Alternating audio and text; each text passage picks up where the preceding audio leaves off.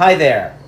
Welcome to my kitchen here on this Sunday evening before Labor Day 2024, and I am just really relaxing and enjoying this evening before the holiday, busy seasoning some cast iron in the oven, and at the same time we are going to be preparing some bread dough, because I've only recently started baking my own homemade bread, and I definitely am hooked in that I've found that homemade bread is just so much better than the cheap generic loaves you get at the supermarket.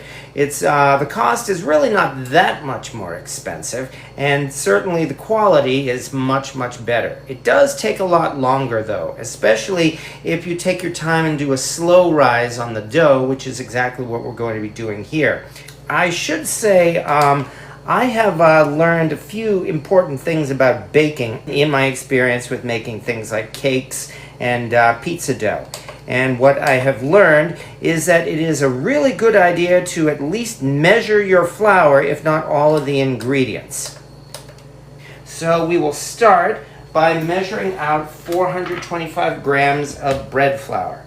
And while you can just simply dump 3.5 cups, or is it 3 1/3 cups, I forget, of bread flour into the bowl, I find it works a lot better if you measure the ingredients and sift them, which is exactly what we are doing here. And besides, it doesn't really take too long to sift this, as you can see. But yeah, doing this, of course, helps to aerate the flour, makes it less likely to clump. Okay, now we're getting close. We need 425 grams. 20, 1, 2, 3, 4, and bam. The other is we need to actually have some lukewarm water and milk. So this will take a few seconds or so. We measure out 1 cup of water, and I will be back in about 30 seconds. We have to heat this to somewhere between maybe 95 to 110 degrees. It's not exact rocket science, fortunately, although the important thing is you don't want to kill the yeast, and that means you don't want it to be either too hot or too cold. And this tells us this is, in fact, maybe about 107, 109 degrees. Okay, so we're doing pretty good here. 111, I don't think that'll kill anyone. So there's one, besides, it'll be cooling off in a moment or so anyway. So as we do that, we should also prepare 1/4 cup of milk, also heated to about that temperature. So let's do 1/4 cup of whole milk. And since we're only doing about 1/4 cup, I only need to heat this for maybe about 20 seconds or so. This tells us we're only, somewhere about 105, 107 degrees or so. Although it looks, there we go. Okay, so this should do nicely. We add our cup of lukewarm water, our 1/4 cup of lukewarm milk. We do 2 1/4 teaspoons of yeast. Or if you buy it in packages, it is 1 package of yeast. There's 1. Here's 2. Just about 1/4 teaspoon. There we go. 2 tablespoons of sugar. This is so that the yeast will have something to munch on as it begins to bloom. 1 and 2. And in just a few minutes or so, the yeast should be blooming. This is already starting to bloom, so we are doing good here. That means into this, we do add a couple more ingredients. So here is 1/4 cup or half a stick, American stick, of butter that I had previously softened, 1 1/2 teaspoons of salt, and then we will be ready to start mixing. So here's 1, 2, and 3 1/2 teaspoons of salt. And there we go. So now, finally, let's start mixing.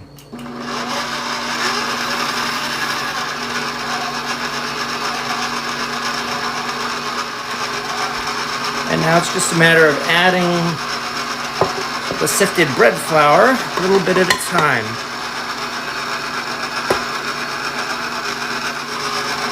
Add a little bit more, carefully. The sound is changing too as it meets resistance.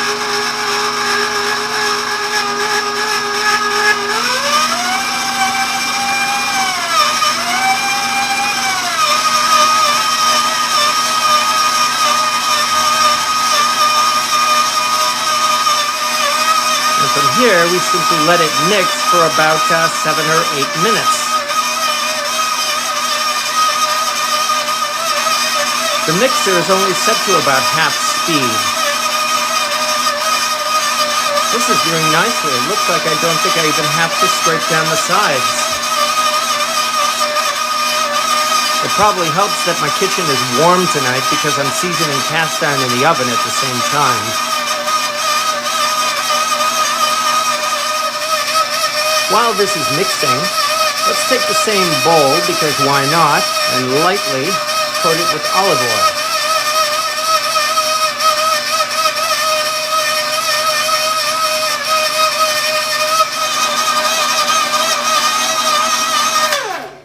oil. All right. Now from here, it's just a matter of getting this into our oiled bowl, which is easy enough. And plop.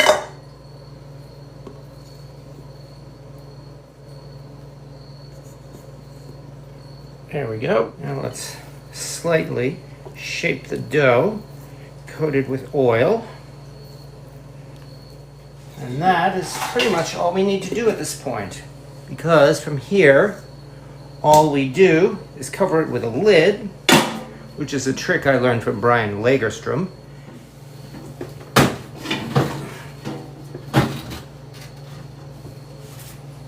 And that's that. This is now going to slowly rise in the fridge overnight, so that tomorrow morning we will punch down the dough, roll it out, and lay it in our bread pan to rise. All right. Happy Labor Day, everyone. It is the next morning, and it looks like this cast iron has seasoned very nicely. Here is an unmarked Wagner lid to go with this unmarked Wagner chicken fryer. Yeah, the seasoning was really coming off of this, so I definitely had to put this back in the lye tank and strip it and re-season it. And finally, we have redone this big cauldron that I found in the antique shops of New Bedford, Massachusetts on my birthday. You know, we could use this Wagner chicken fryer to make bread if we wanted to, and I might do that with a sourdough loaf, but right now we are bringing out the Lodge cast iron bread pan, and this is what they call their large bread pan, which they only released within the last several months or so.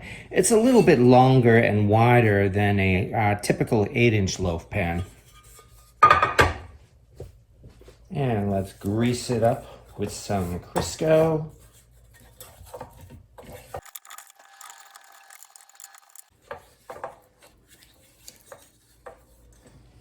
Now let's throw just a little bit of flour onto the counter here.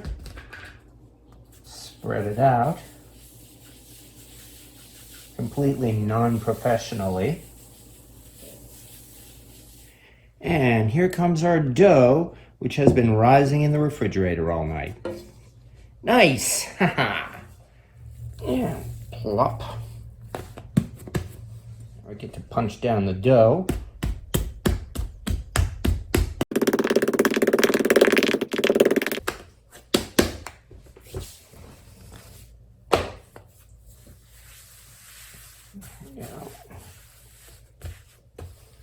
And start rolling it out.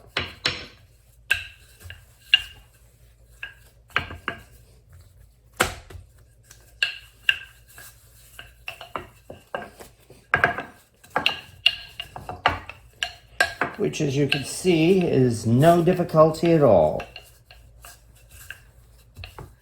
Try and get this into something of a rectangle shape, more or less, so that it will fit into the loaf pan.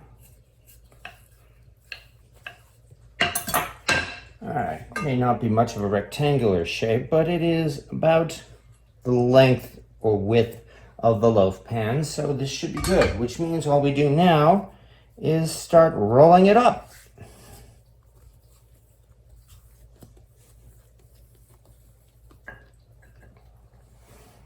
And then into the large loaf pan, plop, it goes.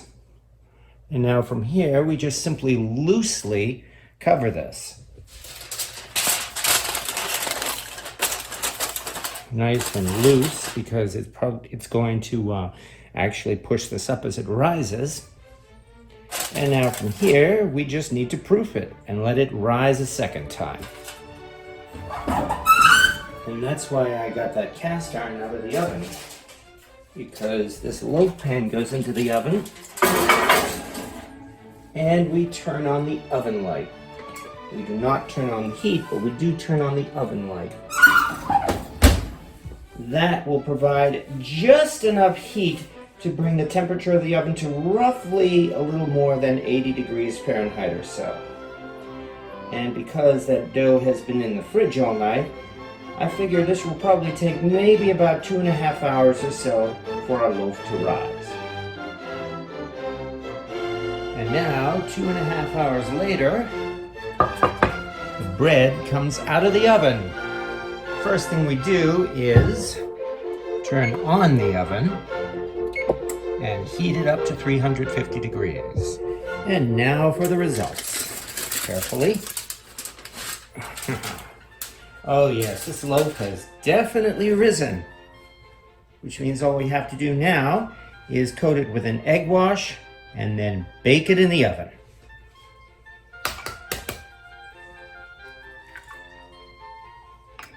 Mix together 1 egg and gently paint our loaf.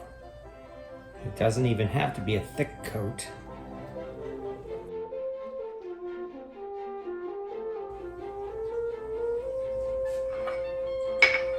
And finally, and into the oven it goes.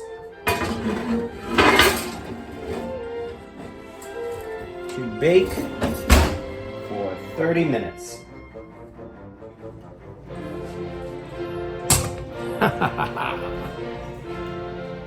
And here is our finished loaf of bread. Although one way to be absolutely sure that it's finished is to check the temperature. And as you can see, we are at just over 200 degrees, so we are good. Now we just have to cover it with foil once again and let it cool off.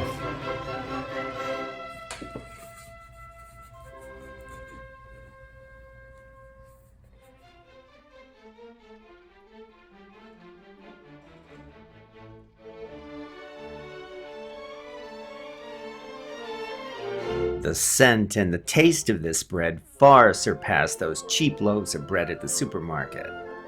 And for this reason especially, I can say all of this effort was definitely worth it.